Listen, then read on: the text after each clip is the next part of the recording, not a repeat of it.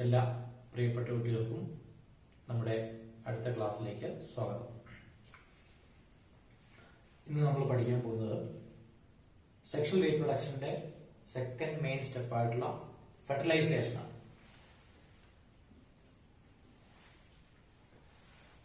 കഴിഞ്ഞ ക്ലാസ്സിൽ നമ്മൾ സെക്ഷൽ റീപ്രൊഡക്ഷന്റെ മറ്റ് സ്റ്റേജസ് കണ്ടുവരികയായിരുന്നു.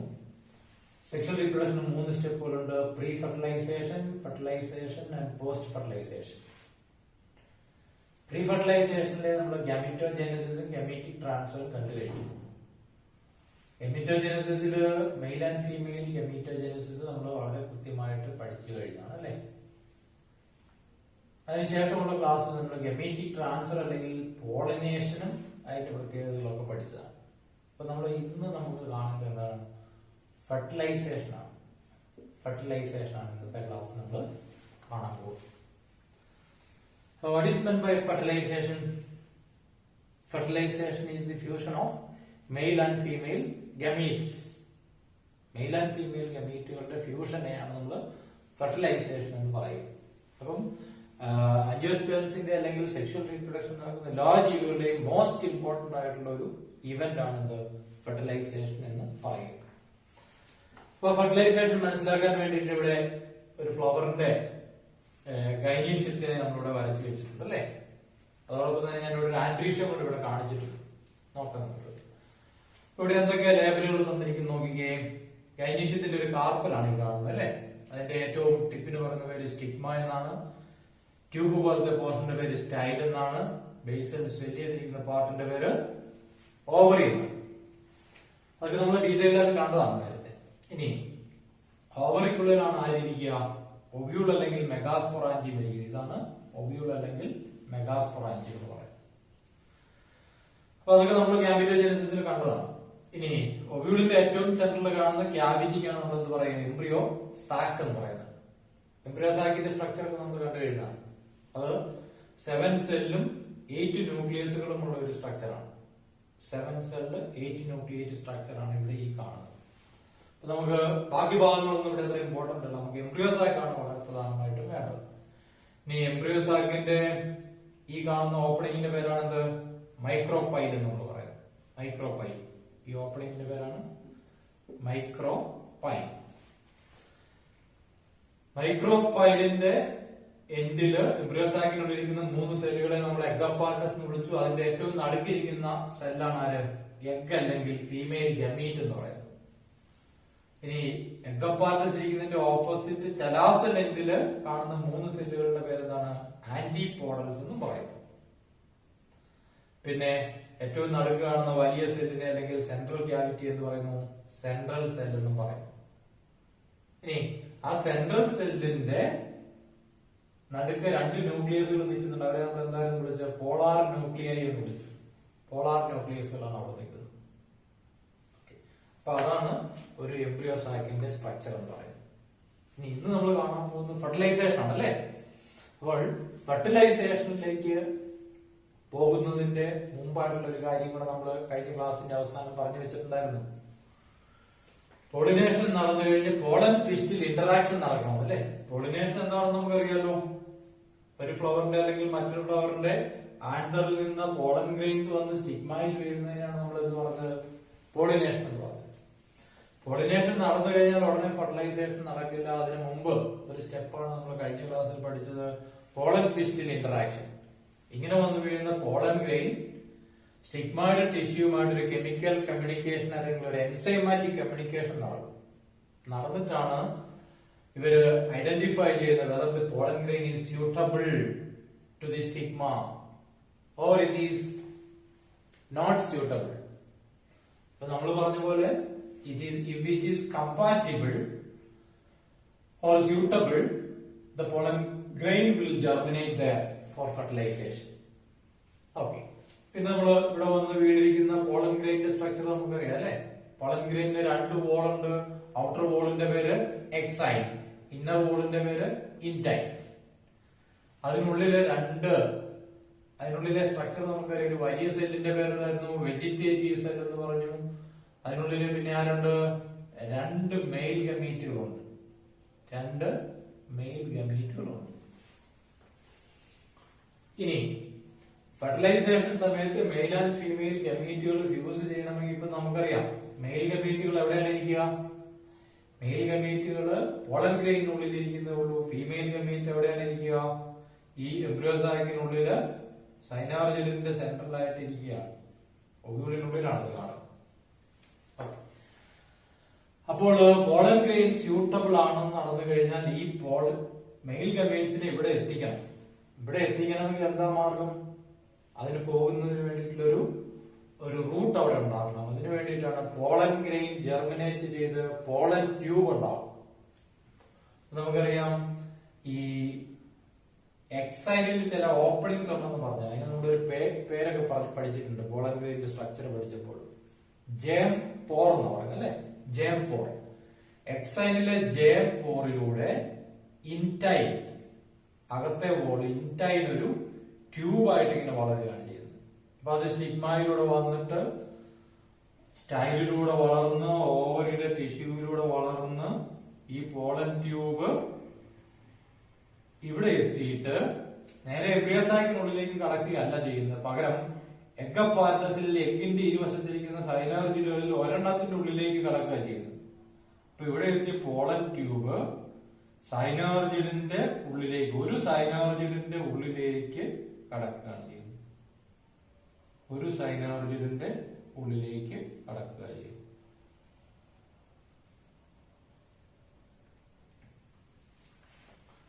ഓക്കെ, ഇനി സൈനാർജിലിന്റെ ഒരു പ്രത്യേകത ഉള്ളത് നമ്മൾ നേരത്തെ പഠിച്ചാണ് അല്ലെ. സൈനാർജിലുകളുടെ രണ്ടിന്റെയും ബേസിൽ ഒരു ഫിംഗർ ഷേപ്പിലുള്ള ഒരു തിക്കനിങ് ഉണ്ട്. അതിന്റെ പേരെന്തായിരുന്നു? Filiform apparatus. ഇപ്പൊ ഫിലിഫോം അപ്പാരറ്റസിന്റെ റോൾ എന്താണെന്ന് ചോദിച്ചാല് ഇങ്ങനെ വളർന്നു വരുന്ന പോളൻ ട്യൂബിനെ സൈനാർജിലിന്റെ ഉള്ളിലേക്ക് ഗൈഡ് ചെയ്യുക എന്നുള്ളതാണ്. സൈനാർജിലിന്റെ ഉള്ളിലേക്ക് ഗൈഡ് ചെയ്ത് റിസീവ് ചെയ്യുക എന്നുള്ളതാണ്. ഓക്കെ, ഇനി ഇങ്ങനെ ഉണ്ടാകുന്ന പോളൻ ട്യൂബിനുള്ളിലേക്ക് പോളൻ ഗ്രെയിനകത്തെ കണ്ടന്റ് മുഴുവൻ ഇങ്ങോട്ട് കടന്നു വരിക ചെയ്യുന്നത്. അപ്പൊ അതിനകത്തെ കണ്ടന്റ് ആരൊക്കെയാണെന്ന് നമ്മൾ പറഞ്ഞു അല്ലെ. ഒരു വലിയ വെജിറ്റേറ്റീവ് സെല്ലിൽ രണ്ട് മെയിൽ ഗമീറ്റുകളാണ്. വെജിറ്റേറ്റീവ് സെല്ലിന്റെ ന്യൂക്ലിയസ് ആണ് ഏറ്റവും മുന്നിൽ വരുന്നത്. വെജിറ്റേറ്റീവ് സെല്ലിന്റെ ന്യൂക്ലിയസ് ആണ് പോളൻ ട്യൂബിനകത്ത് ഏറ്റവും മുന്നിൽ വരുന്നത്. അതിന്റെ തൊട്ട് പിന്നിൽ ആര് കാണും? രണ്ട് മെയിൽ ഗമീറ്റും ഇവിടെ എത്തും. രണ്ട് മെയിൽ ഗമീറ്റും ഇവിടെ എത്തുകയാണ്. ഓക്കെ, അങ്ങനെ എത്തിയിട്ട് പോളൻ ട്യൂബ് ഈ മുന്നിലെത്തുന്ന വെജിറ്റേറ്റീവ് ന്യൂക്ലിയസിനെ നമ്മൾ ട്യൂബ് ന്യൂക്ലിയസ് എന്ന് കൂടെ വിളിക്കാറുണ്ട്. കാരണം പോളൻ ട്യൂബിനെ ഗൈഡ് ചെയ്ത് ഇവിടെ വരെ എത്തിക്കുന്നത് ഈ വെജിറ്റേറ്റീവ് ന്യൂക്ലിയസ് ആണ്. അപ്പോൾ ഇവിടെ എത്തി സൈനാർജിനുള്ളിൽ കയറി കഴിഞ്ഞാൽ അതിന്റെ റോള് കഴിഞ്ഞതുകൊണ്ട് ആ വെജിറ്റേറ്റീവ് ന്യൂക്ലിയസ് ഡീജനറേറ്റ് ചെയ്ത് പോവുക ചെയ്യുന്നത്. അതവിടെ ഇനിയില്ല. ഇനി അവശേഷിക്കുന്ന ആരാണ്? രണ്ട് മെയിൽ ഗമീറ്റ്സ് അല്ലേ. അവര് ഈ പോളൻ ട്യൂബിലൂടെ വന്നിട്ട് സൈനാർജിനകത്ത് കയറിയിട്ട് പോളൻ ട്യൂബിന്റെ എൻഡ് ഡിസെന്റിഗ്രേറ്റ് ചെയ്തിട്ട് രണ്ട് മെയിൽ ഗമീറ്റുകളെ ഇതിനുള്ളിലേക്ക് വിടുക ചെയ്യുന്നു. രണ്ട് മെയിൽ ഗമീറ്റുകളെ സൈനാർജിനുള്ളിലേക്ക് വിടുക ചെയ്യുന്നു. അപ്പൊ പോളൻ ട്യൂബ് ക്ലിയർ ആയി. അപ്പോൾ ഇവിടെ രണ്ട് മെയിൽ ഗമീറ്റ്സ് എത്തി, ഇവിടെ ഫീമെയിൽ ഗമീറ്റ് ആയിട്ടുള്ള എഗ് ഇരിക്കുന്നുണ്ട്. എംബ്രിയോസൈക്ക് റെഡിയാണ് ഫെർട്ടിലൈസേഷന് വേണ്ടിയിട്ട്. ഇനിയാണ് നമ്മൾ ഫെർട്ടിലൈസേഷൻ എന്താണെന്ന് കാണാൻ പോകുക. ആൻജിയോസ്പേമിലെ ഫെർട്ടിലൈസേഷൻ നമ്മൾ വിളിക്കുന്ന പേരെന്താണ്? ഡബിൾ ഫെർട്ടിലൈസേഷൻ എന്നാണ് അല്ലെ. രണ്ട് ഫെർട്ടിലൈസേഷൻസ്, രണ്ട് മെയിൽ ഗമീറ്റുകൾ ഉള്ളതുകൊണ്ട് ഇവിടെ രണ്ട് ഫെർട്ടിലൈസേഷൻസ് നടക്കുന്നു. അത് ഏതൊക്കെയാണെന്ന് നമുക്ക് നോക്കാം. ഓക്കെ, നമുക്കറിയാം രണ്ട് മെയിൽ ഗമീറ്റ്, ഫസ്റ്റ് മെയിൽ ഗമീറ്റും ഉണ്ട്, സെക്കൻഡ് മെയിൽ ഗമീറ്റും ഉണ്ട്. നമുക്ക് ഓരോന്നും ഇവിടെ നിന്ന് എഴുതാം. First mail gamete plus egg is equal to zygote. കണ്ടോ, ഇവിടെ സൈനാർജിനുള്ളിലെത്തിയ രണ്ട് മെയിൽ ഗമീറ്റിൽ ഒരെണ്ണം സൈനാർജിന്റെ വോള് ബ്രേക്ക് ചെയ്ത് എഗ് സെല്ലിനുള്ളിലേക്ക് കടന്നിട്ട് എഗ്ഗുമായിട്ട് ഫ്യൂസ് ചെയ്ത് ആരായിട്ട് മാറും? സൈഗോട്ടായിട്ട് മാറും. അപ്പൊ നമുക്കറിയാം മെയിൽ ഗമീറ്റിന്റെ പ്ലോയിഡി ഹാപ്ലോയിഡ് അല്ലെങ്കിൽ എന്നാണ്. ഫീമെയിൽ ഗമീറ്റ് ആയിട്ടുള്ള എഗിന്റെ പ്ലോയിഡിയും ഹാപ്ലോയിഡ് അല്ലെങ്കിൽ എന്നാണ്. അപ്പം അങ്ങനെ എന്നും എന്നും കൂടെ ചേരുമ്പോൾ ഡിപ്ലോയിഡ് എങ്ങനെയായിരിക്കും? സോറി, സൈഗോട്ട് എങ്ങനെയായിരിക്കും? ഡിപ്ലോയിഡ് അല്ലെങ്കിൽ സൈഗോട്ട്, ഡിപ്ലോയിഡ് അല്ലെങ്കിൽ 2n ആയിരിക്കും. ഇനി ഈ ഫ്യൂഷൻ നമ്മൾ പറയുന്ന ഒരു പേരുണ്ട്, എന്താണ്? സിൻഗമി എന്ന് പറയും. Syngamy, that is very important. Syngamy. അപ്പൊ ഒരു മെയിൽ ഗമീറ്റ് ഇങ്ങോട്ട് വന്ന് എഗ്ഗുമായിട്ട് ഫ്യൂസ് ചെയ്തപ്പോൾ ഈ എഗ് ആരായിട്ട് മാറി? എഗ് സൈഗോട്ടായിട്ട് മാറി. എഗ് സൈഗോട്ടായിട്ട് മാറി. ഇനി അവിടെ അവശേഷിക്കുന്ന ആരാണ്? ഒരു മെയിൽ ഗമീറ്റ് കൂടെ ഇല്ലേ? ആ മെയിൽ ഗമീറ്റ് സൈനർജിന്റെ വോള് ബ്രേക്ക് ചെയ്തിട്ട് ഈ സെൻട്രൽ സെല്ലിനുള്ളിലേക്ക് കടക്കുക ചെയ്തു. സെൻട്രൽ സെല്ലിന്റെ ഉള്ളിലേക്ക് കടക്കുക ചെയ്തു. അപ്പൊ സെൻട്രൽ സെല്ലിനുള്ളിൽ ആരാണുള്ളത്? രണ്ട് ന്യൂക്ലിയസുകൾ ഉണ്ടായിരുന്നല്ലോ, അവരുടെ പേരെന്തായിരുന്നു? പോളാർ ന്യൂക്ലിയസുകളാണ്. ആ പോളാർ ന്യൂക്ലിയസുകളുടെ അടുത്തേക്ക് ചെന്നിട്ട് ആ രണ്ട് ന്യൂക്ലിയസുമായിട്ട് ഇത് ഫ്യൂസ് ചെയ്യുക ചെയ്യുന്നത്. അപ്പൊ എന്താ സംഭവിക്കും നമുക്ക് നോക്കാം. Second male gamete or one of the two male gametes plus രണ്ട് ന്യൂക്ലിയസുകളുടെ പേരെന്തായിരുന്നു? പോളാർ ന്യൂക്ലിയസിന് നമ്മൾ PN എന്ന് വേണമെങ്കിൽ നമുക്ക് എഴുതാം. ഈസ് ഈക്വൽ ടു അവിടെ പുതിയൊരു ന്യൂക്ലിയസ് കിട്ടും, അതിന്റെ പേരാണ് പെൻ എന്ന് പറയും. PEN PEN. Okay, second male ഗമീറ്റിന്റെ പ്ലോയിഡ് എന്താണ്? ഹാപ്ലോയിഡ് തന്നെ. പോളാർ ന്യൂക്ലിയസുകൾ രണ്ടെണ്ണം ഉണ്ടല്ലോ, അതുകൊണ്ട് അവരെങ്ങനെയാണ് N+N എന്ന് നമുക്ക് വേണമെങ്കിൽ പറയാം. അങ്ങനെ മൂന്ന് ന്യൂക്ലിയസുകൾ ഫ്യൂസ് ചെയ്തിട്ടുണ്ടാകുന്ന പുതിയ ന്യൂക്ലിയസിന്റെ അപ്പോൾ എത്രയായിരിക്കും പ്ലോയിഡ്? 3N അല്ലെങ്കിൽ ട്രിപ്ലോയിഡ് ആയിരിക്കും. 3 സെറ്റ് ക്രോമസോംസ് അടക്കണം. ഓക്കെ, ഇനി നമ്മൾ ഇങ്ങനെ ഈ മൂന്ന് ന്യൂക്ലിയസുകളുടെ ഫ്യൂഷൻ ആയതുകൊണ്ട് ഈ ഫ്യൂഷൻ നമ്മൾ ഒരു പേര് വിളിക്കുന്നതാണ് ട്രിപ്പിൾ ഫ്യൂഷൻ എന്ന് നമ്മൾ വിളിക്കും. ട്രിപ്പിൾ ഫ്യൂഷൻ എന്ന് വിളിക്കും. അതാണ് രണ്ട് ഫെർട്ടിലൈസേഷൻസ്. ഇങ്ങനെ രണ്ട് ഫെർട്ടിലൈസേഷൻസ് നടക്കുന്നത് കൊണ്ട് നമ്മൾ ആൻജിയോസ്പേമിലെ ഈ ഫെർട്ടിലൈസേഷനെ എന്ത് വിളിക്കും? ഡബിൾ ഫെർട്ടിലൈസേഷൻ എന്ന് വിളിക്കും. Double fertilisation. ഇതിന് താഴേക്കുള്ള ഒരു പ്ലാന്റ് ഗ്രൂപ്പിലും ഇല്ലാത്തൊരു പ്രത്യേകതയാണിത്. അതിന്റെ സിഗ്നിഫിക്കൻസ് എന്താണെന്ന് നമുക്ക് വീണ്ടും മുന്നോട്ട് പോകുമ്പോൾ കാണാം. So this is very important. ചിലപ്പോൾ ചോദിക്കാം, what is double fertilization in angiosperms? നമുക്കറിയാം, there are two fertilizations, one is syngamy and the other is triple fusion. That is why it is called double fertilization. Then what is syngamy എന്ന് ചോദിച്ചാലോ, syngamy is the fusion of one of the two male gametes with the female gamete egg to form zygote. Diploid zygote ഉണ്ടാകുന്നതിനാണ് syngamy എന്ന് പറയുന്നത്. And what is triple fusion? That is the fusion of the second male gamete with two polar nuclei to form primary endosperm nucleus. And that is called what? Triple fusion. And syngamy and triple fusion are together called double fertilization. Okay. അപ്പോൾ double fertilisation നമ്മളിവിടെ കണ്ടു കഴിഞ്ഞു. അപ്പോൾ ഈ ഇവിടെ വരുന്ന ഈ എംബ്രിയോസൈറ്റിനുള്ളിൽ വരുന്ന ചേഞ്ചസ് എന്തൊക്കെയാന്ന് നോക്കാം.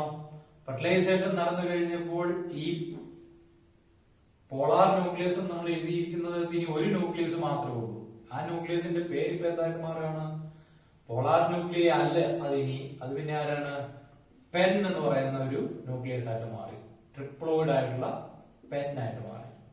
അതുപോലെ തന്നെ നമ്മള് സെൻട്രൽ സെല്ലിനെ വിളിച്ച പേര് എഗ് എന്നല്ലായിരുന്നു. ആ എഗ് ഇപ്പോൾ ആരായിട്ട് മാറി?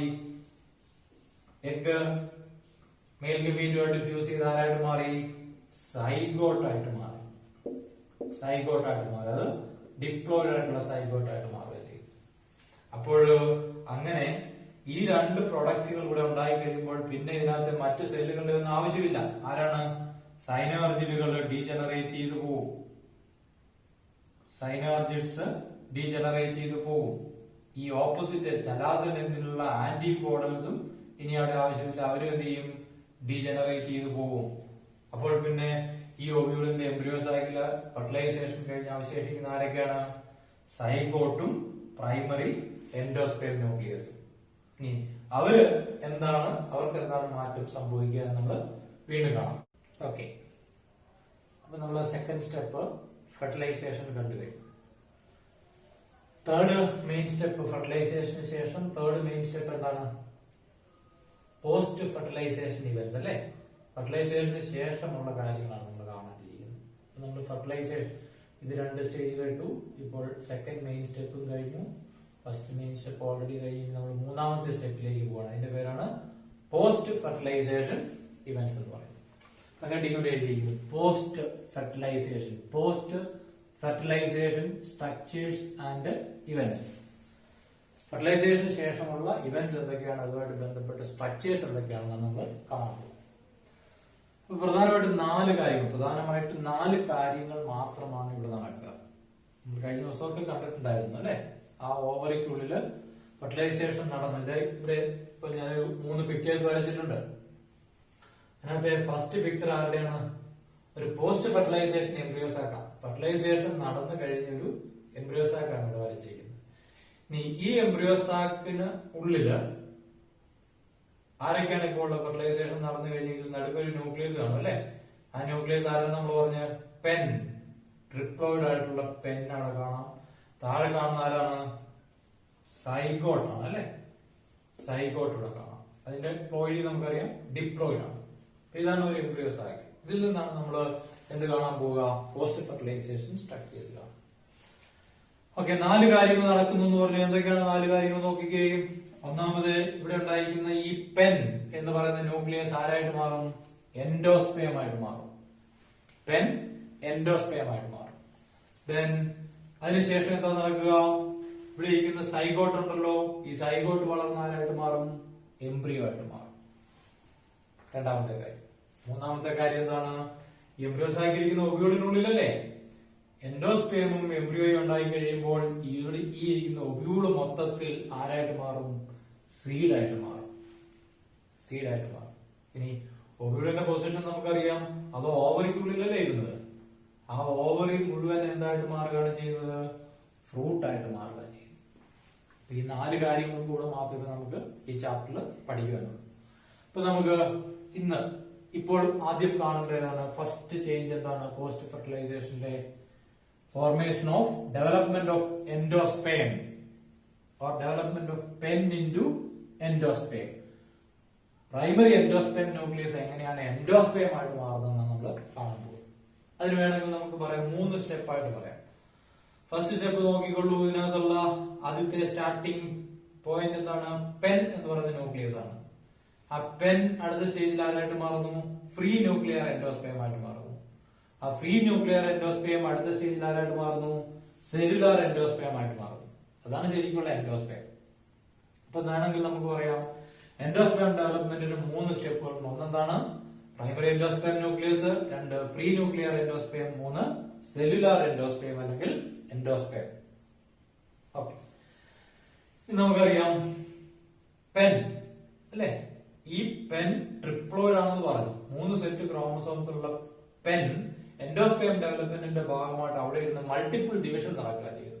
പലതവണ ഡിവൈഡ് ചെയ്ത് ഒരു ഫ്രീ ന്യൂക്ലിയർ സ്ട്രക്ചർ ആയിട്ട് മാറുക ചെയ്തു. ഇതിനുള്ളിൽ മുഴുവൻ ന്യൂക്ലിയസുകൾ കൊണ്ട് നിറയുക ചെയ്തു. ഈ ന്യൂക്ലിയർ ഡിവിഷന്റെ കൂടെ സെൽ വോൾ ഫോർമേഷൻ നടക്കുന്നില്ല. ധാരാളം ന്യൂക്ലിയസുകൾ കൊണ്ട് ഈ ക്യാവിറ്റി നിറയുകയാണ് ചെയ്യുന്നത്. അപ്പൊ ഇങ്ങനെയുള്ള ഈ സ്റ്റേജിന് നമ്മൾ പറയുന്ന പേരെന്താണ്? ഫ്രീ ന്യൂക്ലിയർ എൻഡോസ്പേം എന്നാണ്. Free nuclear endosperm. പിന്നെ മറ്റൊരു കാര്യം കൂടെ നമ്മൾ നേരത്തെ കണ്ടിട്ടുണ്ടായിരുന്നു. ഫെർട്ടിലൈസേഷന് മുമ്പ് ഈ എംബ്രിയോസാക്കിന്റെ സെൻട്രൽ ക്യാവിറ്റിയെ നമ്മൾ വിളിച്ച പേരെന്തായിരുന്നു? സെൻട്രൽ സെൽ എന്നായിരുന്നു. ഫെർട്ടിലൈസേഷന് മുമ്പ്. ഫെർട്ടിലൈസേഷൻ നടന്നു കഴിഞ്ഞപ്പോൾ ഇവിടെ ആരുണ്ടായി? പെൻ ഉണ്ടായി. പെൻ ഉണ്ടായി കഴിഞ്ഞപ്പോൾ നമ്മൾ ഈ സെൻട്രൽ സെൽ എന്നുള്ളതിന് പകരം അതിന്റെ പേര് മാറ്റി എന്താക്കിയിട്ടുണ്ട്? പ്രൈമറി എൻഡോസ്പേം സെൽ എന്നാണ്. ഇപ്പൊ ഇത് ശരിക്കും പ്രൈമറി എൻഡോസ്പേം സെല്ലാണ്. അപ്പോൾ ഫെർട്ടിലൈസേഷൻ നടന്നു കഴിഞ്ഞപ്പോൾ സെൻട്രൽ സെല്ലിന്റെ പേരെന്താണ്?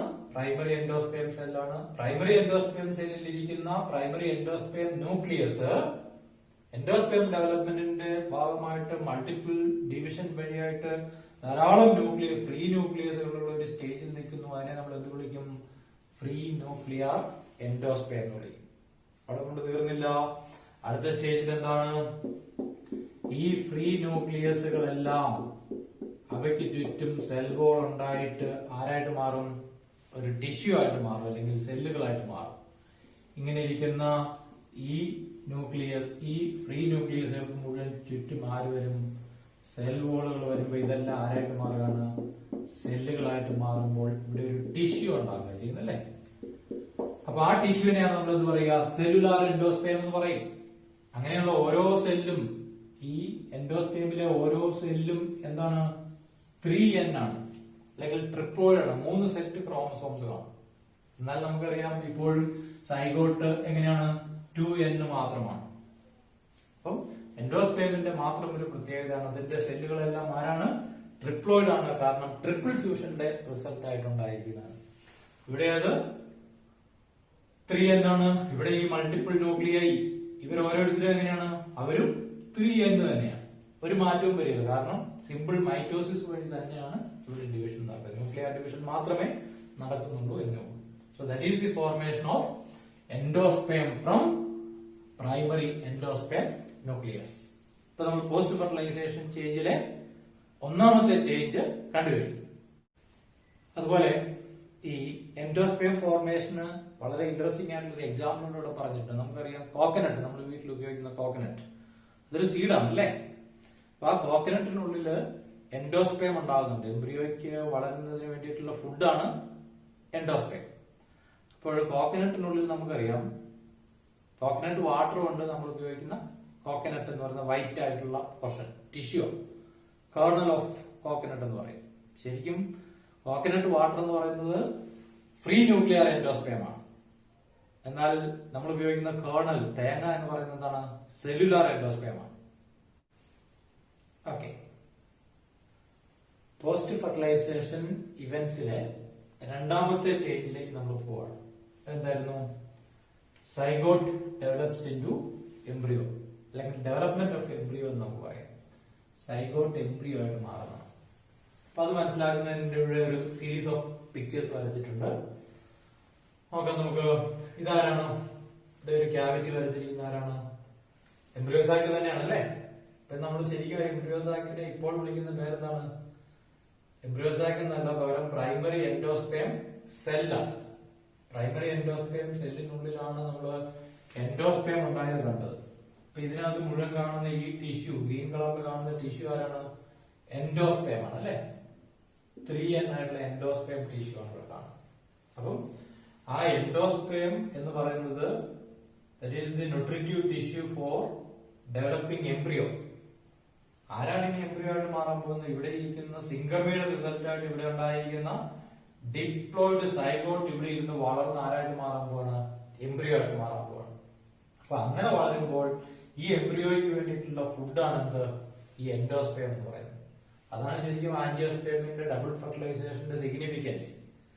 മറ്റുള്ള ലോവർ ഗ്രൂപ്പിലൊന്നും ഇങ്ങനെ ഒരു എംബ്രിയോയ്ക്ക് വളരാൻ വേണ്ടിയിട്ടുള്ള ഫുഡ് റിസർവ് ഇതിനുള്ളിൽ ഇല്ല. അപ്പൊ ആൻജിയോസ്പേമിന് ഇങ്ങനെ ഈ ഡബിൾ ഫെർട്ടിലൈസേഷൻ ആയതുകൊണ്ടാണ് ട്രിപ്പിൾ ഫ്യൂഷൻ നടന്നതും അതുവഴിയായിട്ട് എൻഡോസ്പേം ഉണ്ടായതും. അതുകൊണ്ട് ഇവർക്ക് അഡീഷണൽ സെക്യൂരിറ്റിയാണ്, ഫുഡ് റിസർവ് ഇവിടെ തന്നെ ഉണ്ടാവുകയാണ് ചെയ്യുന്നത്. ഓക്കെ, അപ്പോൾ എൻഡോസ്പേമിനുള്ളിലിരിക്കുന്ന സൈഗോട്ടിലാണ് നമ്മൾ ആരംഭിക്കുക. അപ്പൊ ഇതിനെ ഈ സൈഗോട്ടിനെ തന്നെ എടുത്ത് പുറത്തേക്ക് വരച്ചിരിക്കുകയാണ്. ഇനിയുള്ള സ്റ്റേജസ് ആണ് എന്ത്? എംബ്രിയോ ഡെവലപ്മെന്റിന്റെ ചേഞ്ചസ് എന്ന് പറയുന്നത്. അതിന് വേണമെങ്കിൽ നമുക്ക് 5 സ്റ്റെപ്പുകൾ നമുക്ക് പറയാം. ഒന്ന് എന്താണ്? Zygote development, zygote. രണ്ടെന്താണ്? അടുത്ത സ്റ്റേജിന്റെ പേര് പ്രോ എംബ്രിയോ. മൂന്നാമത്തെ സ്റ്റേജിന്റെ പേര് ഗ്ലോബുലാർ എംബ്രിയോ. നാലാമത്തെ സ്റ്റേജിന്റെ പേര് ഹാർട്ട് ഷേപ്ഡ് എംബ്രിയോ. അഞ്ചാമത്തെ സ്റ്റേജിന്റെ പേര് മച്വർ എംബ്രിയോ എന്ന് പറയും. Mature embryo. ഓക്കെ, അപ്പൊ നമ്മൾ ഇവിടെ ഇരുന്ന് തന്നെയാണ് വളരുക. ഈ എംബ്രിയോ, ഈ സൈഗോട്ട് ഇവിടെ ഇരുന്ന് വളർന്നു വലുതാകുന്നതനുസരിച്ചിട്ട് ഈ എൻഡോസ്പേം കൺസ്യൂം ചെയ്ത് തീർക്കും. സൈഗോട്ടിന് വളരാൻ വേണ്ടിയിട്ടുള്ള, അല്ലെങ്കിൽ എംബ്രിയോയ്ക്ക് വളരാൻ വേണ്ടിയിട്ടുള്ള ന്യൂട്രിറ്റീവ് ടിഷ്യൂ ആണ് ആരെന്ന് ഇതെന്ന് പറഞ്ഞു. അപ്പൊ ഇവിടെ ഇരിക്കുന്ന സൈഗോട്ട് വളർന്ന് ഇവിടെ ആരായിട്ട് മാറുക ചെയ്യുന്നത്? ഒരു എംബ്രിയോ ആയിട്ട് മാറുക ചെയ്യുന്നത്. അപ്പൊ അത് നമ്മൾ വെളിയിലോട്ട് എടുത്തിട്ട് അതിന്റെ ഡെവലപ്മെന്റൽ സ്റ്റേജസ് ഇവിടെ കാണണം. ഇപ്പൊ ഫസ്റ്റ് സ്റ്റേജ് ആരിൽ നിന്നാണ് ആരംഭിക്കുന്നത്? സൈഗോട്ടിൽ നിന്നല്ലേ? പ്രൈമറി എൻഡോസ്പേം സെല്ലിനുള്ളിൽ ഇരിക്കുന്ന സൈഗോട്ടിൽ നിന്നാണ്. നോക്കൂ, സൈഗോട്ട് ഡിവൈഡ്സ് ഇൻടു, സൈഗോട്ടിന്റെ പ്ലോയിഡി എന്താണ്? 2n അല്ലേ? എംബ്രിയോയുടെ പ്ലോയിഡി എല്ലാ സെല്ലിലും എന്താണ്? 2n ആണ്. കാരണം ഈ എംബ്രിയോ എന്ന് പറയുന്നത് ഒരു മിനിയേച്ചർ പ്ലാന്റ് ആണ്. ആ എംബ്രിയോ വളർന്നു കഴിഞ്ഞാൽ പുതിയൊരു ആൻജിയോസ്പേം പ്ലാന്റ് ഉണ്ടാകുന്നു. ആൻജിയോസ്പേം പ്ലാന്റിന്റെ ബോഡി എന്താണ്? ഡിപ്ലോയിഡ് ആണ്. അതുകൊണ്ട് എംബ്രിയോയുടെ ബോഡി എന്തായിരിക്കണം? ഡിപ്ലോയിഡ് ആയിരിക്കണം. അപ്പൊ ഡിപ്ലോയിഡ് സെല്ല് ഡിപ്ലോയിഡ് ആയിട്ട് തന്നെ മൾട്ടിപ്ലൈ ചെയ്യണമെങ്കിൽ അവിടെ നടക്കേണ്ട ഡിവിഷൻ ഏതാണ്? മൈറ്റോസിസ് അല്ലെ? അപ്പോൾ മൈറ്റോസിസ് വഴി ഈ സൈഗോട്ട് ഡിവൈഡ് ചെയ്ത് മൾട്ടി സെല്ലുലാർ എംബ്രിയോ ആയിട്ട് മാറുകയാണ്. നോക്കാം, ഫസ്റ്റ് സ്റ്റെപ്പിൽ സൈഗോട്ട് രണ്ടായിട്ട് ഡിവൈഡ് ചെയ്യുന്നു. ആ രണ്ട് സെല്ലുള്ള എംബ്രിയോയെ നമ്മൾ എന്ത് പറയും? പ്രോ എംബ്രിയോ എന്ന് പറയും. പ്രോ എംബ്രിയോ എന്ന് പറയും. ഓക്കെ, പ്രോ എംബ്രിയോ അടുത്ത സ്റ്റേജിൽ എന്ത് ചെയ്യുകയാണ് ചെയ്യുന്നത്?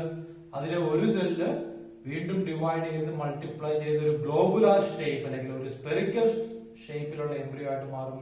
അതിനെ നമ്മൾ എന്ത് വിളിക്കും? ഗ്ലോബുലാർ എംബ്രിയോ എന്ന് വിളിക്കും. Globular embryo.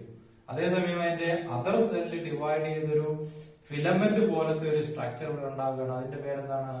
സസ്പെൻസർ എന്ന് പറയും. ആ സസ്പെൻസറിന് ഒരു ഫംഗ്ഷൻ ഉണ്ട്, അതെന്താന്ന് നമുക്ക് കാണാം. ഓക്കെ, ഈ സ്പെറിക്കൽ ഷേപ്പിലുള്ള സ്റ്റേജിന്റെ പേര് ഗ്ലോബുലാർ എംബ്രിയോ എന്ന് പറയും.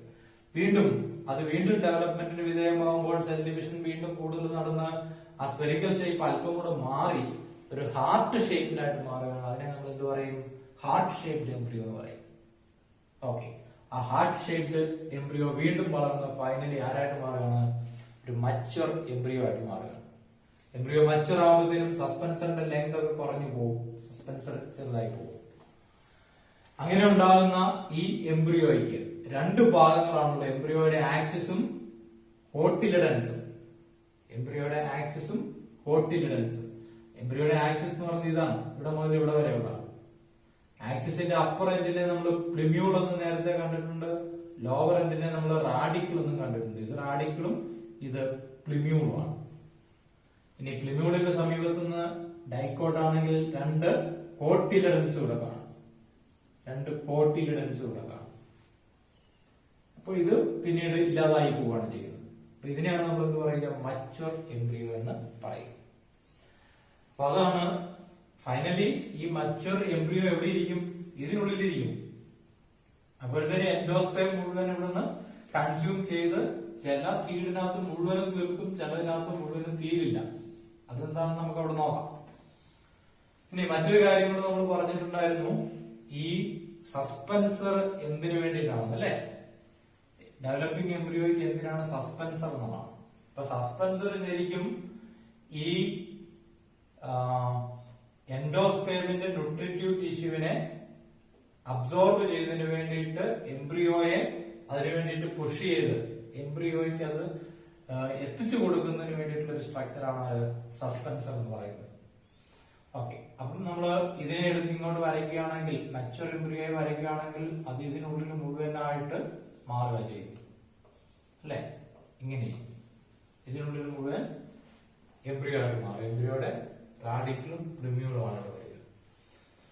അപ്പോൾ ആ സമയത്ത് ഈ എൻഡോസ്പേമിനെ മുഴുവൻ കൺസ്യൂം ചെയ്യും. ചില സീഡിനകത്ത് പൂർണ്ണമായിട്ട് തീർക്കും, ചില സീഡിനകത്ത് തന്നെ പൂർണ്ണമായിട്ട് തീർക്കില്ല. അതനുസരിച്ച് നമ്മൾ സീഡിനെ ഒരു ക്ലാസിഫിക്കേഷൻ ഉണ്ട്, അത് നമുക്ക് പിന്നെ കാണാം. ഓക്കെ, അപ്പോൾ നമ്മൾ എംബ്രിയോ ഡെവലപ്മെന്റ് ഇവിടെ കണ്ടു കഴിഞ്ഞു. ഏതൊക്കെയാണ് ഇത്? ഇമ്പോർട്ടന്റ് ആണ്, പരീക്ഷയ്ക്ക് ചോദിക്കാം. എത്ര സ്റ്റേജസ് ഉണ്ടെന്ന് ചോദിച്ചാൽ എത്രയാണ്? 5 സ്റ്റേജ്. അത് സീക്വൻസ് തെറ്റാതെ നമ്മൾ പറയണം. ഏതാണ്? സൈഗോട്ടിൽ നിന്നാണ് എംബ്രിയോ ഡെവലപ്മെന്റ് സ്റ്റാർട്ട് ചെയ്യുന്നത് അല്ലെ? Zygote develops into proembryo, proembryo develops into globular embryo, that develops into heart shaped embryo, and finally that develops into mature embryo. Right? അപ്പോൾ നമ്മൾ എൻഡോസ്പേം ഡെവലപ്മെന്റിൽ 3 സ്റ്റെപ്പുകൾ അല്ലെങ്കിൽ സ്റ്റേജുകൾ ഉണ്ടെന്ന് പറഞ്ഞ പോലെ സൈഗോട്ട് ഡെവലപ്മെന്റിന് എത്ര സ്റ്റെപ്പുകളുണ്ട്? 5 സ്റ്റെപ്പുകൾ സീക്വൻഷ്യലായിട്ട് നമ്മൾ ഓർത്ത് വയ്ക്കണം. ഓക്കെ, നമ്മൾ രണ്ടാമത്തെ പോസ്റ്റ് ഫെർട്ടിലൈസേഷൻ ഇവന്റ് ആയിട്ടുള്ള എംബ്രിയോ ജെനി അല്ലെങ്കിൽ എംബ്രിയോ ഡെവലപ്മെന്റ് കണ്ടു കഴിഞ്ഞു. ഇനി നമ്മൾ ആ എംബ്രിയോയുമായിട്ട് ബന്ധപ്പെട്ട ഒരു അല്പം കാര്യം കൂടെ കാണണം. ഒരു എംബ്രിയോയുടെ സ്ട്രക്ചർ നമുക്ക് കാണണം. എംബ്രിയോ എന്ന് പറഞ്ഞാൽ ഭ്രൂണമാണ് അല്ലെ? ഒരു മിനിയേച്ചർ പ്ലാന്റ് അല്ലെങ്കിൽ ഒരു മിനിയേച്ചർ ഓർഗാനിസമാണ് എംബ്രിയോ. അപ്പൊ നമുക്ക് നോക്കാം. ഇവിടെ ഞാൻ 2 പിക്ചേഴ്സ് ഒക്കെ വരച്ചിട്ടുണ്ട്. ആദ്യം നമുക്ക് നോക്കേണ്ടത് സ്ട്രക്ചർ ഓഫ് ആൻ എംബ്രിയോ. ഒരു എംബ്രിയോയുടെ സ്ട്രക്ചർ നോക്കിക്കഴിഞ്ഞാൽ ഏത് പ്ലാന്റിന്റെ എംബ്രിയോ ആണെങ്കിലും ആൻജിയോസ്പേം പ്ലാന്റിന്റെ എംബ്രിയോയ്ക്ക് 2 ഭാഗങ്ങൾ കാണും. ആക്സിസും കാണും, കോട്ടിലിഡനും കാണും. അപ്പൊ ഒരു എംബ്രിയോയ്ക്ക്, എല്ലാ എംബ്രിയോയ്ക്കും 2 ഭാഗങ്ങൾ കാണും, ആക്സിസും കോട്ടിലിഡനും. ഇവിടെ നമുക്ക് ഇതിന് ശേഷം കാണേണ്ട 2 തരം എംബ്രിയോ ആണ്. Structure of a dicot embryo. ആൻജിയോസ്പേംസിനെ 2ആയിട്ട് തിരിച്ചിട്ടുണ്ട് നമുക്കറിയാം അല്ലെ? ഡൈക്കോട്ട്സും മോണോകോട്ട്സും. അപ്പൊ നമുക്ക് ഈ ചാപ്റ്ററിൽ ഡൈക്കോട്ട് എംബ്രിയോയുടെ സ്ട്രക്ചറും അതുപോലെ തന്നെ മോണോകോട്ട് എംബ്രിയോയുടെ സ്ട്രക്ചറും പഠിക്കണം. ഓക്കെ, അപ്പൊ നമുക്ക് ആദ്യമേ അതിലേക്ക് കടക്കുന്നതിന് മുമ്പ് നമ്മളൊരു ബേസിക് എംബ്രിയോയുടെ സ്ട്രക്ചർ കാണുന്നത്. രണ്ട് ഭാഗങ്ങളുള്ള ഏതൊക്കെയാണ്? ആക്സിസും കോട്ടിലിഡനും. നമുക്ക് ഈ ഡൈക്കോട്ട് എംബ്രിയോ നോക്കിക്കഴിഞ്ഞാൽ അത് കൃത്യമായിട്ട് മനസ്സിലാവും. നോക്കൂ, ഈ കാണുന്ന ഇവിടെ മുതൽ ഇവിടെ വരെയുള്ള ഈ ഒരു പോർഷനാണ് നമ്മൾ എന്ത് പറയാ? ആക്സിസ് എന്ന് പറയുന്നത്. ആക്സിസിന്റെ ലോവർ എൻഡിനെയാണ് നമ്മൾ റാഡിക്കൽ എന്ന് വിളിക്കുന്നത്. ആക്സിസിന്റെ അപ്പർ എൻഡിനെയാണ് നമ്മൾ പ്ലിമ്യൂൾ എന്ന് വിളിക്കുന്നത്. സീഡ് ജെർമിനേറ്റ് ചെയ്യുമ്പോൾ എംബ്രിയോയുടെ ആക്സിസിന്റെ പ്ലിമ്യൂൾ ആണ് ഷൂട്ടായിട്ട് വളരാൻ പോകുന്നത്. പ്ലിമ്യൂൾ ആരായിട്ട് വളരും? ഷൂട്ടായിട്ട് മുകളിലേക്ക് വളരും. ഈ റാഡിക്കിൾ ആണ് ആരായിട്ട് വളരുക? റൂട്ടായിട്ടും വളരുന്നത്.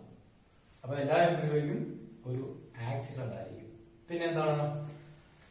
എംബ്രിയോ ഡെവലപ്പ് ചെയ്യുമ്പോൾ നമ്മൾ പറഞ്ഞു എൻഡോസ്പേമിന്റെ ടിഷ്യൂവിനെ അബ്സോർബ് ചെയ്തിട്ടാണ് ഇത് വളരുന്നത്, അല്ലെ?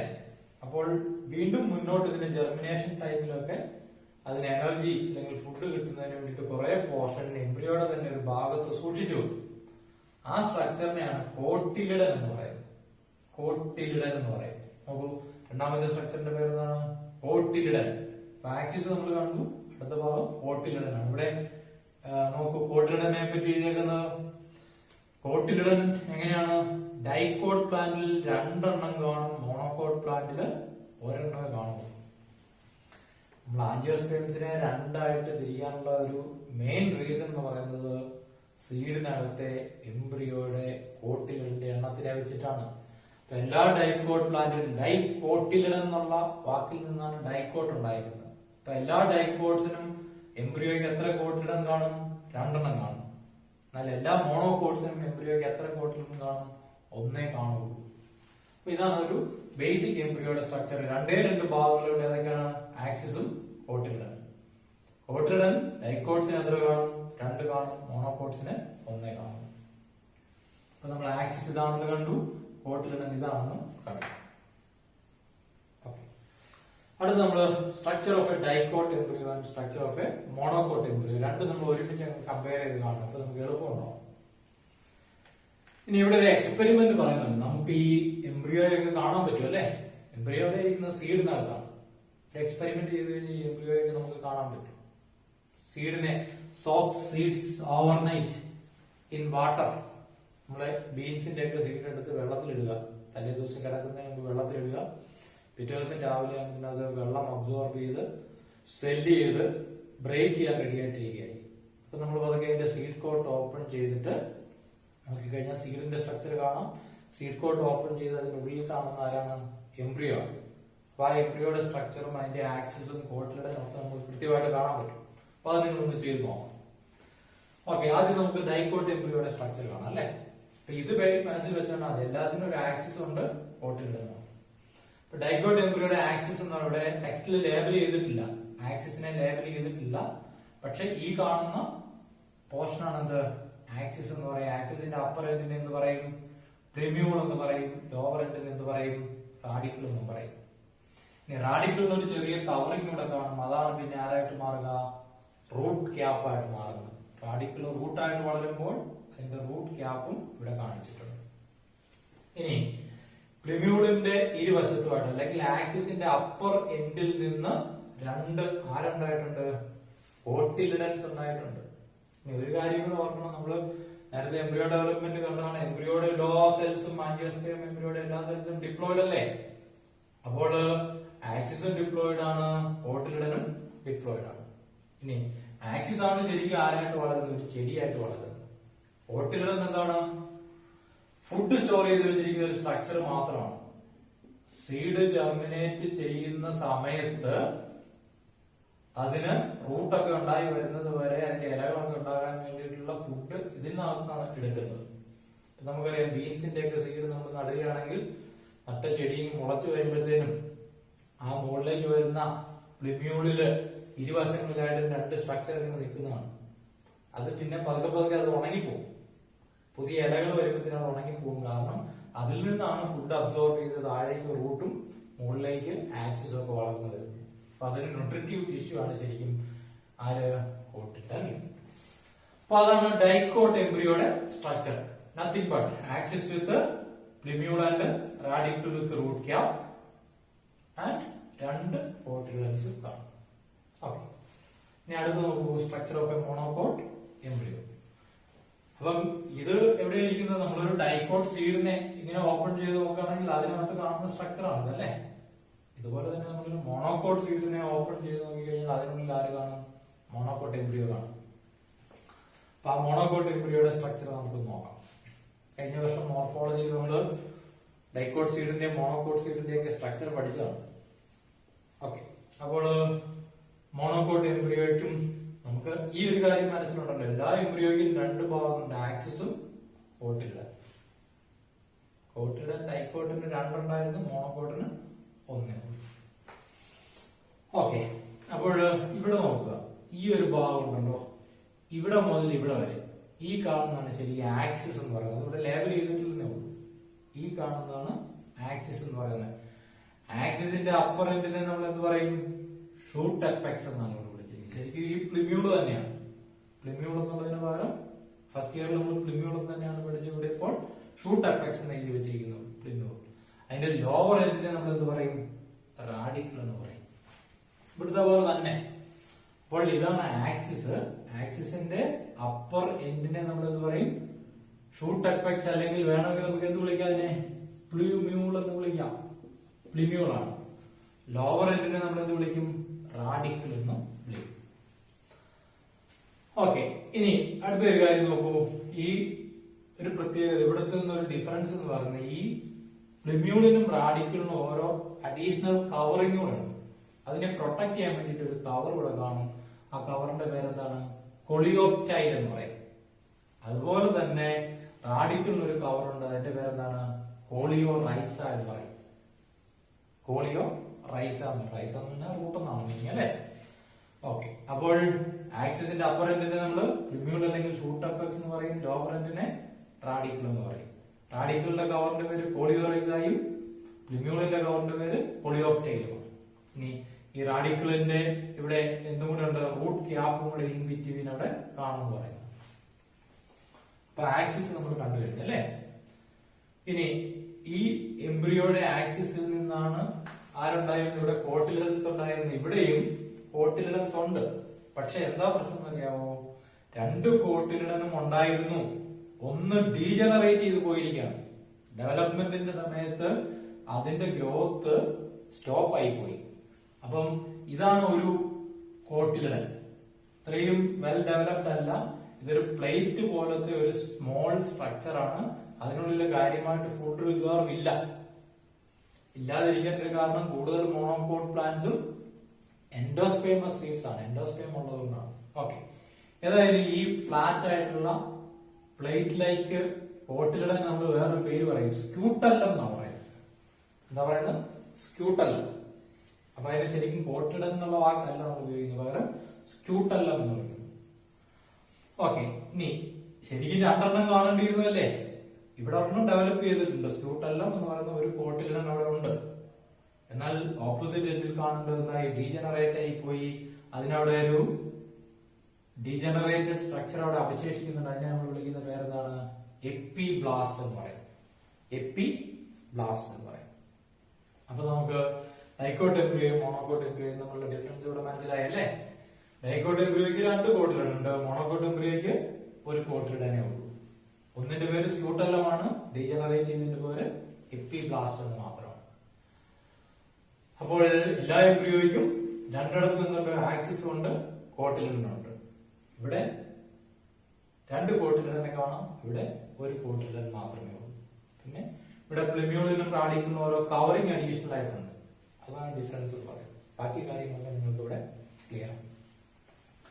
ഇനി ഈ കൂട്ടത്തിൽ നമുക്ക് ഇവിടെ ഒരു ലേബലും കൂടെ തന്നിട്ടുണ്ട്. നോക്കൂ, ഈ ഡൈക്കോട്ട് എംബ്രിയോയുടെ ഈ പോർഷൻ, ആക്സിസിന്റെ ഈ ഭാഗത്തിനെ ഹൈപ്പോ കോട്ടൈൽ എന്ന് പറയും. ഞാൻ രണ്ട് വാക്കുകൾ ഇവിടെ എഴുതിയിട്ടുണ്ട്, എപ്പി കോട്ടൈലും ഹൈപ്പോ കോട്ടൈലും ഇവിടെ എഴുതിയിട്ടുണ്ട്. എപ്പി കോട്ടൈലും ഹൈപ്പോ കോട്ടൈലും. അപ്പോൾ ആ എപ്പി കോട്ടയിലും ഹൈപ്പോ കോട്ടയിലും നമുക്ക് എപ്പി എന്നുള്ള വാക്കിന്റെ മീനിങ് എന്താണ്, എബോവ്. ഹൈപ്പോ എന്നുള്ള വാക്കിന്റെ മീനിങ് ബിലോ ആണ്. ഇത് വെച്ച് നമുക്ക് മനസ്സിലാക്കാൻ പറ്റും. ഹൈപ്പോ കോട്ടയിൽ എന്ന് പറഞ്ഞാല് ബിലോ ദ കോട്ടിലിഡൻ എന്നാണ്. ഇപ്പൊ നമുക്കറിയാം ഇത് എംബ്രിയോയുടെ ആക്സിസ് ആണ്. ഈ ആക്സിസിലെ ഈ പ്ലിമ്യൂള് പിന്നെ വളർന്ന് ആരായിട്ട് മാറും? മുകളിലേക്ക് ഷൂട്ടായിട്ട് പോകും അല്ലെ? പ്ലിമ്യൂള് വളർന്ന് ഷൂട്ടായിട്ട് പിന്നെ മുകളിലേക്ക് പോകും. അപ്പൊ ഇവിടെയാണ് കോട്ടിലിഡൻ അറ്റാച്ച് ചെയ്തിരുന്നത് അല്ലെ?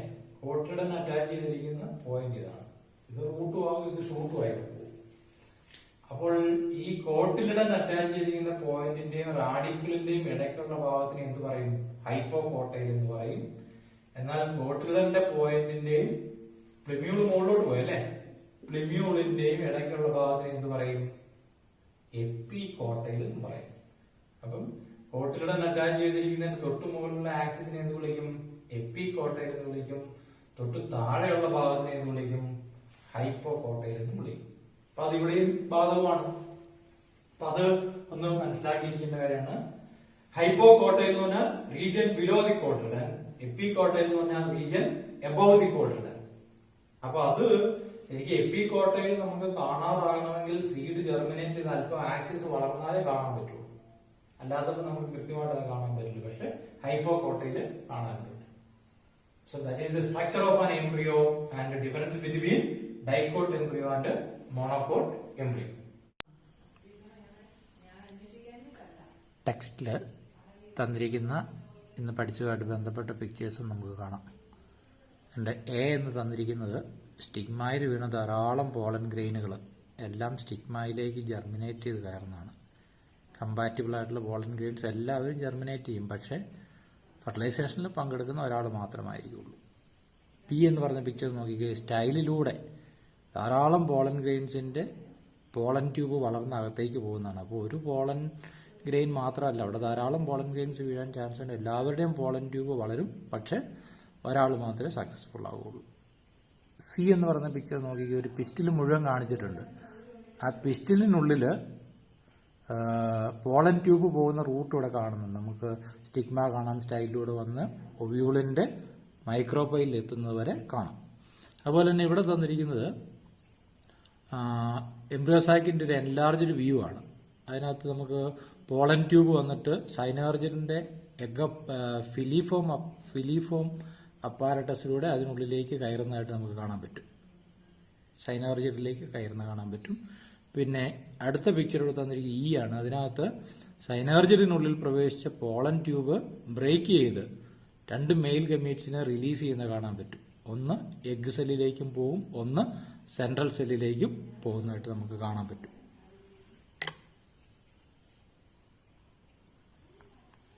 അടുത്തതായിട്ട് നമ്മളിവിടെ കാണുക എംബ്രിയോ ഡെവലപ്മെന്റിന്റെ സ്റ്റേജസ് ആണ്.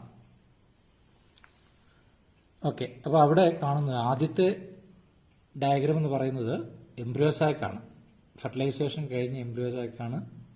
ഇവിടെ ഒരു ഡിഫറൻസ് നമുക്ക് കാണാൻ പറ്റുന്നത്, മുകളിലാണ് നമുക്ക് സൈഗോട്ടിനെയും ഡീജനറേറ്റിംഗ് സൈനാർജിഡ്സിനെയും കാണാൻ പറ്റുക. അപ്പോൾ ഒരു കാര്യം ഓർത്താൽ മതി, എവിടെയാണോ ഒവ്യൂളിൻ്റെ മൈക്രോപൈൽ വരുന്നത് അവിടെയായിരിക്കും സൈഗോട്ട് അല്ലെങ്കിൽ എഗ് ഇരിക്കുക. അപ്പോൾ ഇവിടെ ഈ ഒരു ഇങ്ങനെ ഡയഗ്രാം വരുമ്പോഴത്തേനും മൈക്രോപൈൽ മുകളിലാണ് ഉണ്ടായിരുന്നത്. നമ്മൾ മുമ്പേ പഠിച്ചപ്പോൾ താഴെയാണ് കണ്ടത് അല്ലേ. ഇനി സൈഗോട്ട് എവിടെ കാണുന്നു, അതിൻ്റെ ഓപ്പോസിറ്റ് എൻഡിലായിരിക്കും ആന്റിപോഡൽസ് കാണുക.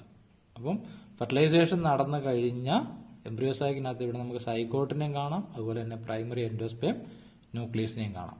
ഇപ്പം നമ്മൾ ഈ സെല്ലിനെ വിളിക്കുന്ന പ്രൈമറി എൻഡോസ്പേം സെൽ എന്നാണ്. ഇനി ഈ സൈഗോട്ടിനെ നമ്മൾ ഇങ്ങോട്ടേക്ക് എടുത്തു വരച്ചിട്ട് എംബ്രിയോയുടെ ഡെവലപ്മെന്റ് നമ്മൾ നേരത്തെ പഠിച്ച പോലെ കാണുകയാണ്. സൈഗോട്ട് ആരായിട്ട് മാറും? പ്രോ എംബ്രിയോ ആയിട്ട് മാറും, അത് ഗ്ലോബുലാർ എംബ്രിയോ ആയിട്ട് മാറും, അത് ഹാർട്ട് ഷേപ്ഡ് എംബ്രിയോ ആയിട്ട് മാറും, അത് ഫൈനലി മച്വർ എംബ്രിയോ ആയിട്ടും മാറുന്നതായിട്ട് കാണാൻ പറ്റും. അതുപോലെ തന്നെ സസ്പെൻസറും നമുക്കിവിടെ കാണാൻ പറ്റുന്നുണ്ട്. ഈ കാണുന്ന പിക്ചേഴ്സ് നമുക്ക് നോക്കാം. എംബ്രിയോയുടെ സ്ട്രക്ചറാണ് അല്ലേ, ഡൈക്കോട്ട് എംബ്രിയോയും മോണോക്കോട്ട് എംബ്രിയോയും. അപ്പോൾ ഇത് ഡൈക്കോട്ട് എംബ്രിയോയുടെ സ്ട്രക്ചർ, താഴെ കാണിച്ചിരിക്കുന്ന മോണോക്കോട്ട് എംബ്രിയോ ആണ്. അതിനെപ്പറ്റി പറഞ്ഞ് എല്ലസ് of an embryo of grass എന്നാണ് പറഞ്ഞത്. ഗ്രാസ് മോണോക്കോട്ടാണ്. അപ്പോൾ മോണോക്കോട്ട് എംബ്രിയോയുടെ സ്ട്രക്ചറാണ് താഴെ കാണുക. മുകളിൽ കാണുന്ന ഡൈക്കോട്ട് എംബ്രിയോ.